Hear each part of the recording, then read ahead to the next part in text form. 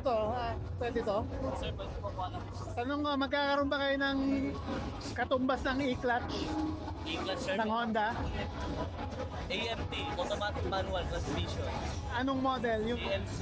CLC, meron? Ay, sir. Okay, yan mismo yun. Ayos Sa mga ganitong series, wala pa. Doon pa lang.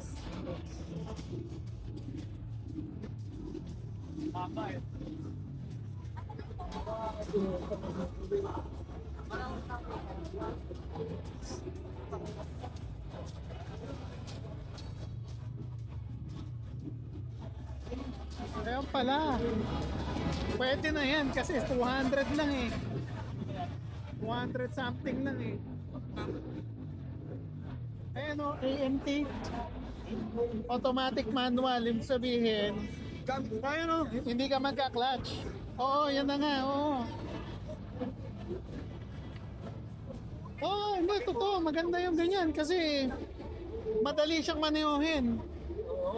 Hindi ka mahirapan mag-clutch-clutch. Kasi siyempre, comfort ng... Sorry po, sorry.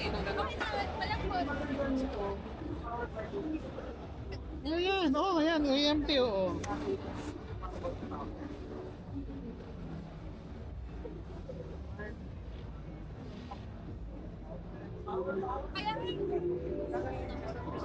Ha? AMT na yun. AMT na yan, sir. Pwede ka magpili kung automatic or manual mo. Ano yun? Isang pindot lang? Pindot lang, sir. Automatic ang sasakyan. Sa pindot lang automatic, sana yung magsisip ng gear. Ah, siya na, mismo. So, hindi mo na rin siya ikakambyo. Gusto mo rin siyang i-manual. Gusto ikaw So, magkambyo. parang full automatic siya. Ako, sir. Atin, sir.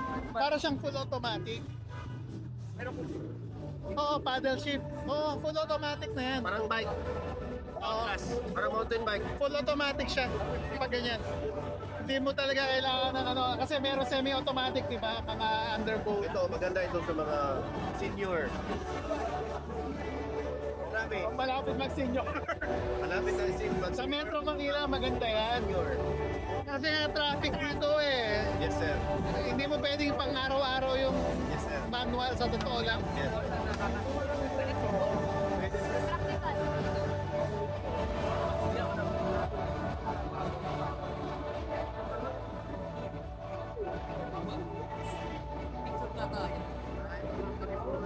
Ha? Oh, 329. Panalo na yan. 450cc. Reliable yan. Ano yan? Ha? Matagal na sa atin to eh. CF Moto. Highly recommended yung CLC 450 AMT, automatic manual or automated manual transmission. CF Moto ito, isang China company, pero Mabenta rin. so far okay naman siya, solid naman, reliable naman. So mas may re-recommend ko to kaysa yung sa Honda na NX500 na adventure bike. Couple of things. Una, yung sa seat height, syempre cruiser kasi yon, mas mababa yung seat height ng CLC 450 kumpara doon sa NX500 ng Honda. Ikalawa, yung presyo. Kung budget conscious ka, yung CLC 450 ay nasa 328,900 lang.